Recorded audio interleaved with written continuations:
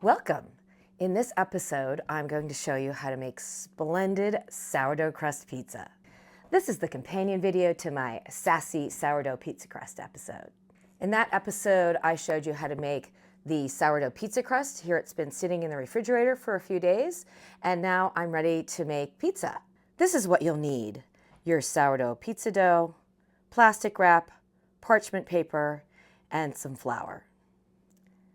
Put a piece of parchment paper on your counter and then spread a little flour on there. You're going to need to roll up your sleeves to this part because it can get a little messy. Make sure you take off any jewelry, rings, watches, etc. Now I'm going to extract the dough from the container. I want a size of dough just enough for an individual pizza. So just about this big. Put it right down onto your flour. I like to put a little bit of flour on top of it so it doesn't get so sticky, easier to get the plastic wrap off. Tear off a piece of plastic wrap and then just put it on top of your dough so it seals it in so it stays nice and moist.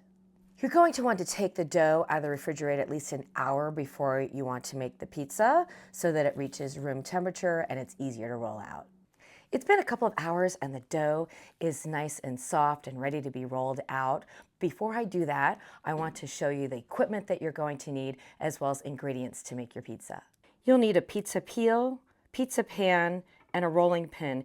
In a pinch, you can do without the pizza peel, and I'll show you how to hack that one. You'll need semolina flour. I'm going to make a margarita pizza, so I've got some fresh mozzarella, some marinara sauce. I like this tomato basil brand, as well as some fresh basil. If you're a little more adventurous, you can make this pizza using pesto sauce, fresh tomatoes, red onion, and mushrooms. I always leave my pizza stone in the oven and make sure when you heat it up that it's in the oven first before you turn it on. If you put the pizza stone in after it's heated up, it could crack the stone. Don't do that. Make sure you have some flour on hand when you roll out that dough.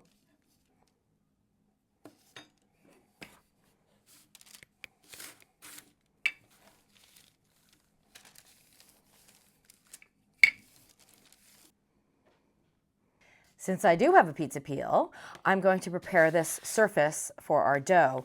You want to put semolina on it. We use semolina instead of cornmeal because it has a much higher burning temperature. I've preheated the oven at 500 degrees, so it's going to be really hot in there. Now take the dough off of the parchment paper. Put it right on top of the pizza peel. If you use the pizza pan method, what you would do is after you put your toppings on, just slide the pizza in the oven on the parchment paper and then remove the pizza pan. Put your marinara sauce in the middle of the pizza. Less is more, don't put too much sauce on. And you want to do a circular motion and spread that sauce out. This is a really great family activity. My kids growing up just loved making pizza, and we would have pizza parties and have friends over. And even now I have adult friends that come over and make pizza, and it's just a super fun activity. Oven's all preheated, so now we're just gonna slide it in.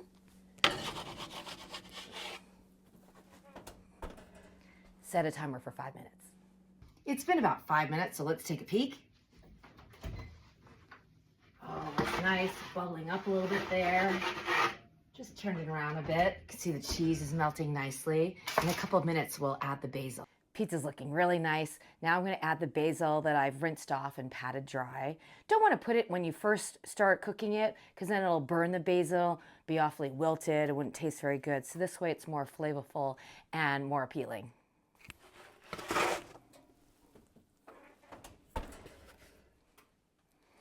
I put it in there for another minute. Just looks beautiful. It's bubbling right now. Going to transfer it to pizza pan and let it sit for 3 minutes before you cut it. We want to wait 3 minutes to let that cheese cool off a little bit so it's not so gooey. So it's been 3 minutes. We're going to go ahead and cut. And here we have our splendid sourdough crust pizza, margarita style. It's the colors of the Italian flag, red, white, and green. I like to drizzle a little bit of balsamic reduction on mine. Buon appetito.